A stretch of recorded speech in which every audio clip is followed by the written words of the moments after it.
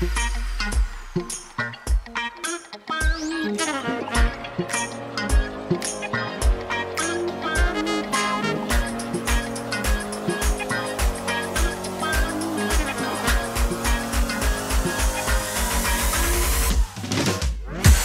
ora and welcome to the Itinerary.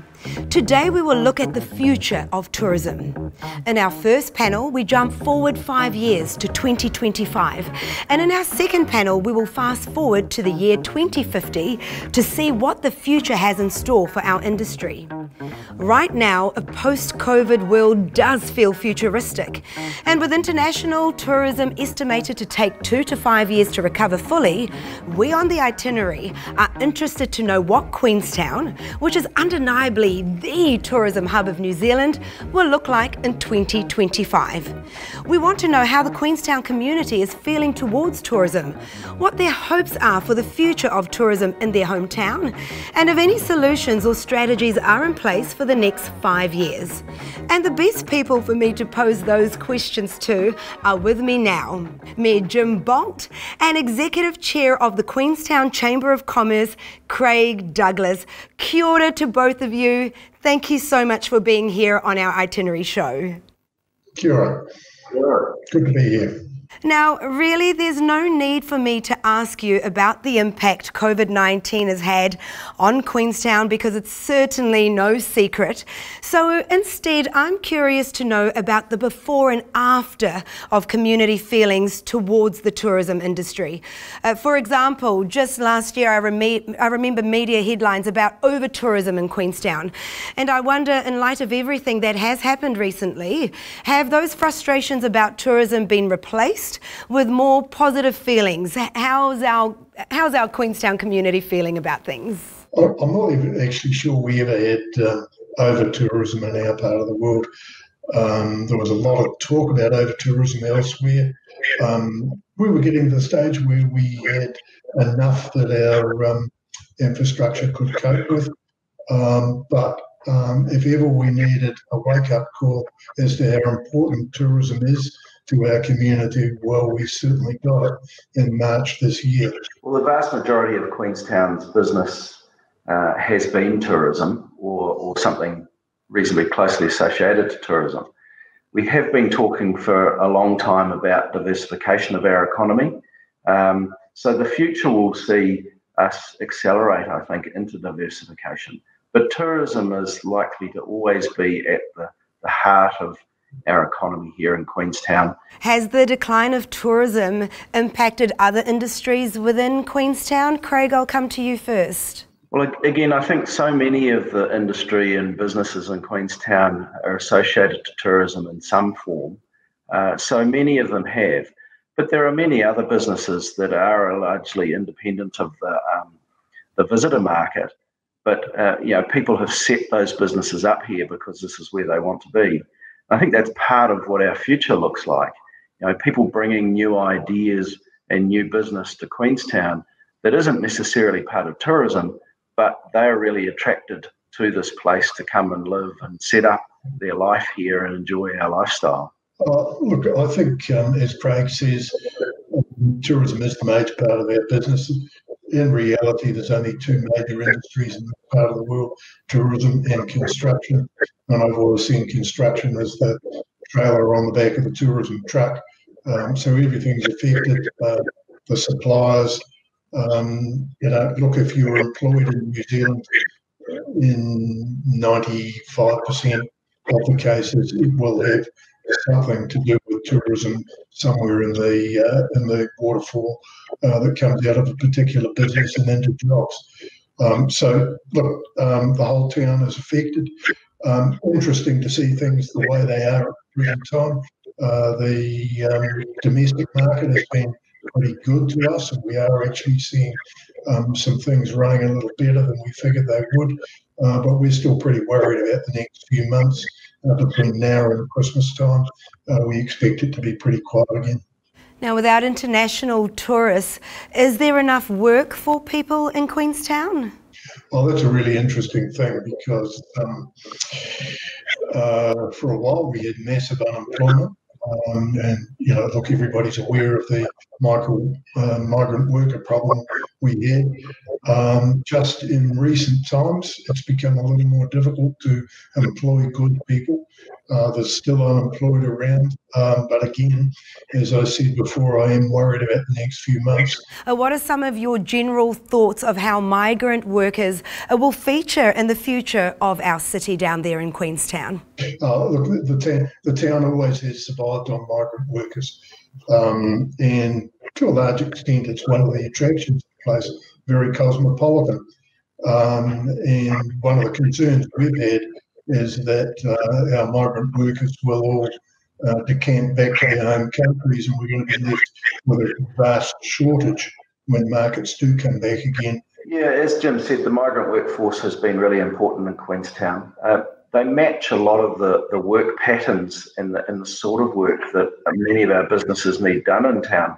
So I think there's always going to be a place for people coming through on a working holiday type arrangement.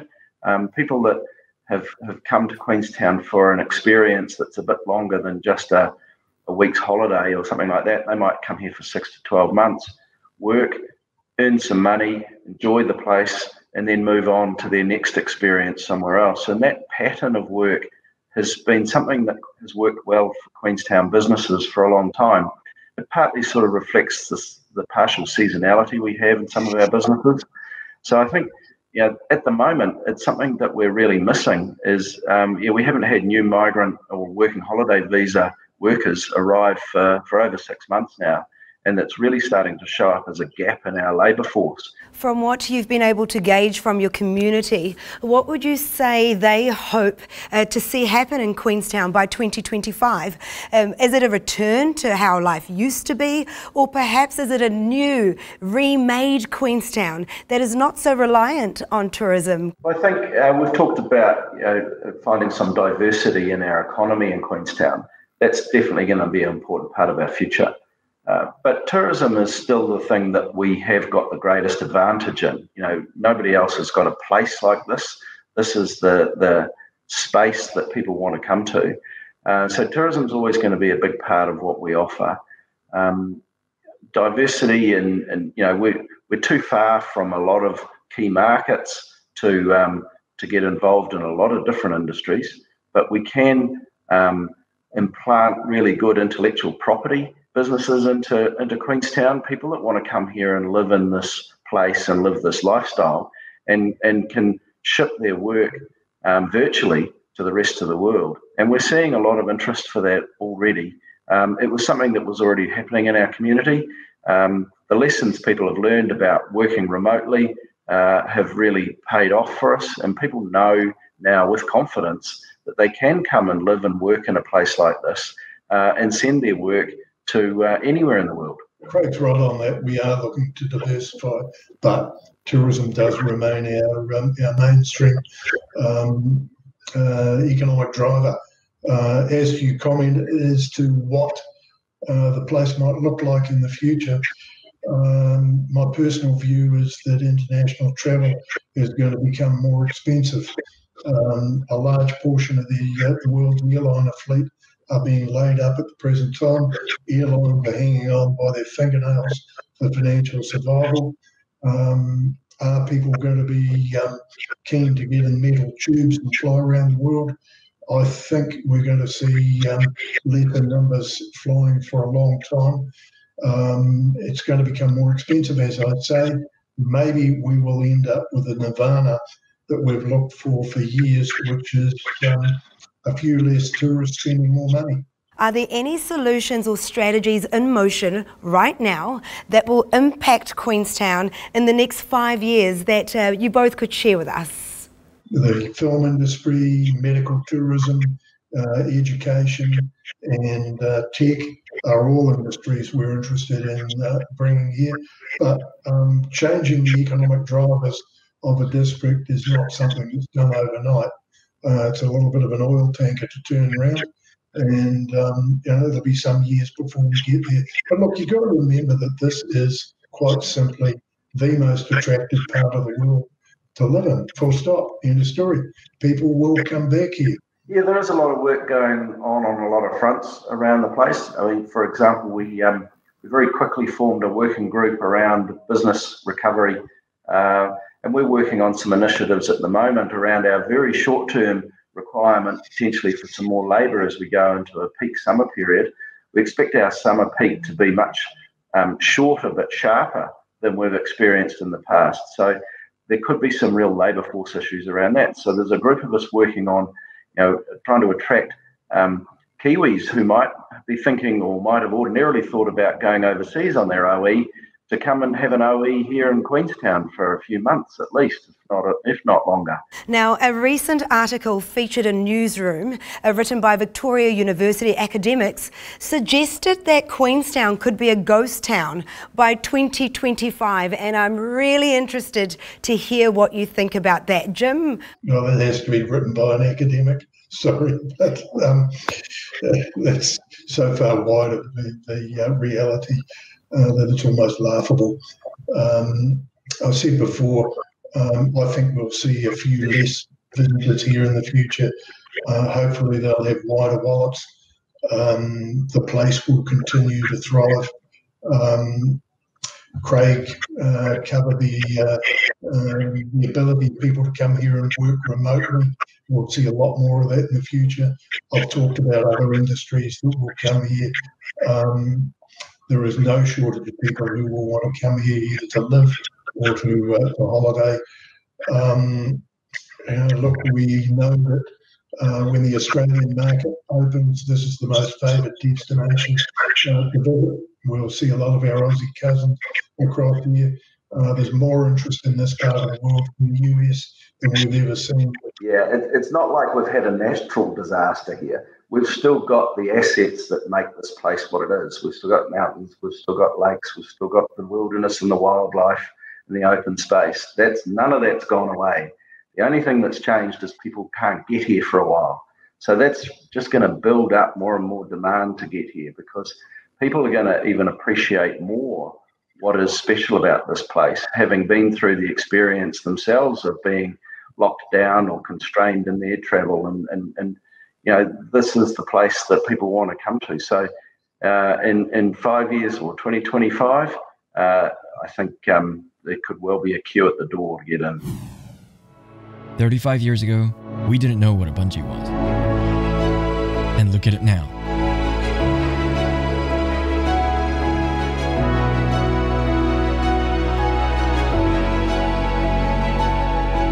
What will be the next big thing for tourism?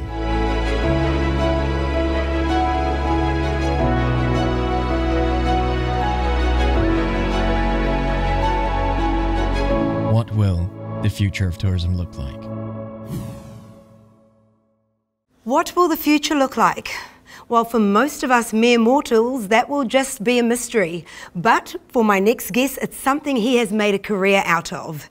Associate Professor Ian Yeoman is an expert in tourism futures and is based at Wellington School of Business and Government. You are known as a tourism futurist. What's involved to earn this fantastic title, Ian? Kia ora, welcome. Kia ora and welcome. Good afternoon from the Kapiti Coast. I think if you say who is a tourism futurist and how did I get that title, it's fundamentally somebody that understands how change occurs, what that change will be like, but understanding very deeply the main reasons for change. And because if you can understand why change is occurring, you can then predict what the future is going to be, or help people or organizations understanding change and how it will occur. I have a PhD in systems thinking and tourism futures. And I got tagged with the name tourism futures when I took the role at Visit Scotland, the Scottish Tourist Board, in 2002. And I was their scenario planner, their futurist. And they appointed a futurist at about that time because they had concerns about how the external environment was shaping tourism. Because in 2002, it was Gulf War, and Scotland was hit by foot and mouth disease. So I helped the organisation reformulate itself and say what the future could be. And that became the centre of of tourism strategies for the organisation. Now, I know in 2012, you wrote a book, Tomorrow's Tourism, about tourism in 2050. Can you give us a summary of what you were predicting for the industry in this year? I was trying to bring a degree of science fiction and creativity to the future rather than just relying on predictive trends and taking an economics approach. So the book is a deep analysis of the changes in society and the drivers that are going to shape the future. So it was fundamentally all about three things. First thing, it was about resources, and that was trying to understand climate change, oil, food systems, and landscapes. The other two cornerstones of the book were about wealth, because it's wealth that drives tourism, because fundamentally tourism is about disposable income. So I was asking the questions, how would developing economies develop? Who would have wealth in 2050? And what would be the distribution of wealth in 2050? So we know what the structure of populations would be. And the third pillar for the book was about the future of technology. This was fundamentally about transport and information and knowledge, and how transport systems would change. And it raised topics like automation, where oil would be, space travel, and a whole range of different things. Now, it's been 8 years since you wrote that book. So is there anything you would change if you were writing it today, knowing what we know now and what we've been through? Is there anything you would have changed?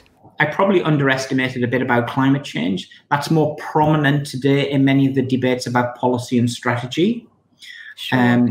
I was right in the book about the decline of eyesights and the rise of the digital economy. I think within the book I was correct about how transport's changing and how the driver of automation is becoming a lot more prominent today. I was also right about the tourist and tourist behavior in the terms of what they're interested in and what they would do. Because the one thing you've got to remember about tourism is the reasons why people go on holiday today are the same reasons why people went on holiday in 1850, 1950, today in 2020. It's fundamentally going on holiday to relax, to reconnect with families, and just to chill out. So the reasons why we go on holiday and what we do on holiday have not changed. It's just today there's a lot more tourists. So, for example, in 1950, 25,000 million people took an international holiday, whereas in 2019, 1.3 billion people took an international holiday. So there's just more tourists because there's more middle classes taking that holiday. And the industry in the 1950s was just for something of those that were elite in society, the upper classes. Whereas today it's mainstream. Everybody has some sort of holiday during the year. And now we're going to move forward when we talk about the effect that COVID-19 has had on the future of our tourism industry. How do you see that, Ian? When you have something that's got a profound effect, we as individuals tend to focus on the things that are important to us. So from a tourism perspective, it's all about reconnecting with family. It's all about saying what's important to us in society. So we visit lots more friends and family. We tend to do more simple things rather than materialistic things because those that are around us are the ones that are important for us. But as COVID-19 unfolds, and if it goes deeper and longer, you'll have more profound economic consequences. And here it's about recession and jobs. Are there any specific inventions or trends happening today that you could see becoming a big tourism hit for us in the future? Well, I think it all depends on how different you want to be. Because the thing about tourism is tourism's always been about the entrepreneur. And tourism is fundamentally about SMEs, small to medium enterprises. And with SMEs and entrepreneurship, you've had a lot of adaptability. So there's always new ideas coming abound in things to do. The classical example of that, we all know about AJ Hackett and bungee jumping. But the big thing that you've got to look at is how the food industry has changed or food tourism has gone about. It's very much today about the experience economy. So, for example, at the moment in Wellington, it's Wellington on a plate. And there's lots of ideas of innovation there. You know, you can, who would have thought 30 years ago that the number one food experience in Wellington on a plate would actually going to have dinner in the local prison, because it's all about the experience economy, doing something different, but it's also about social justice and retraining people. So we're always looking for that novelty, and we're always looking for that new idea. Who would have thought 30 years ago that restaurants that were serving crickets or ants or bugs would be mainstream in some gastro restaurants in Auckland? So we've always had that source of innovation and in sources of new ideas, because the experience economy has basically changed things. We're interested in doing things and connecting with things from a tourism perspective. So once upon a time, if you talk about, for example, Maori tourism, Maori tourism in the 1870s, the 1890s, when tourism began, was just about a commodity. It was about Maori girls dancing, whereas today, from a Maori tourism perspective, we're interested in the real person. We're interested in the stories they tell, the oral history, and what we do. Because today's consumer is more cultured, more educated, and a lot more sophisticated. Do you see New Zealand being a leader in tourism over the next 30 years and, the rest of the world looking to us? Well, I think we should be, because you've got to think about what is New Zealand's share of world tourism. If we look at international arrivals globally, New Zealand's market share of international arrivals is 0.003%. We're tiny. We're a country that's far, far away. So the opportunity is New Zealand tourism is a place for aspiration. We can decide what are the types of tourists we want and what are the values those tourists represent, and those are they should be the values of our industry. So right at the heart of what we should be is around some of the concepts of community, sustainability, values, and entrepreneurship. And I think that's where the leadership comes. The leadership comes from leading with communities, leading with business, and leading from a sustainability perspective. So we become an aspiration.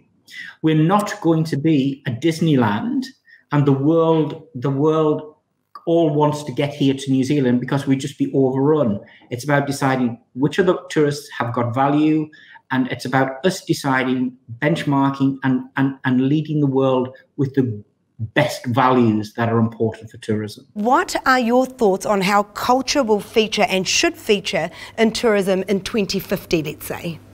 People go on holiday for different reasons. And I think if you look at our history, we've got to decide who we are and what we want to be. And the value systems and culture and Maori tourism and the values of the Maori people are very important and are right at the center of that. And I think we've got an extremely important opportunity to present our cultural values to the rest of the world in the terms of knowledge, education, and who we are. And that's what distinguishes us. That says who we are and what we are. What would be your advice to graduating class of, let's say, 2020? What are those insights and inspiration that you can give them? There's a couple of things. The first thing to say is we're in COVID-19 and it's extremely disruptive economically. But tourism does not disappear. Tourism recovers. And tourism recovers quite rapidly because we want to get back onto holiday. So that's the first thing to remember. Tourism has been an industry that's been here since the beginning of time, and it'll still be here in 2050. It's not like the coal mining industry where coal will be exhausted at one point, like oil or other resources. Tourism is an infinite resource because it's based upon people and it's based upon culture and landscapes. So what I would say to the class of 2020, focus on being the best, focus on the skills that focus on people, because it's all about managing people. And also the things that are probably going to change in the next 5 years that become more prominent are analytical skills. And that's the analytical skills of data, and the analytical skills about the ability to make decisions around understanding accountancy and understanding business operations. So it's about people and analytical skills that are important going forward.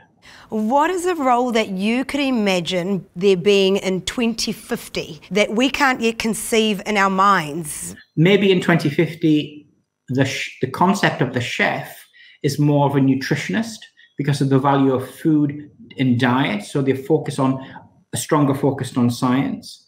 Maybe we'll be talking in Dunedin in 2050 around spaceports, where New Zealand becomes a launching pad for holidays into outer space. And maybe, I think at the moment there's a binary divide between the role of the hotel and the role of the rest home in the terms of care, in the terms of New Zealand as the over 90s destination of the world. Don't forget to join us next week. I look forward to chatting with you all again, same time, same place. Haere rā.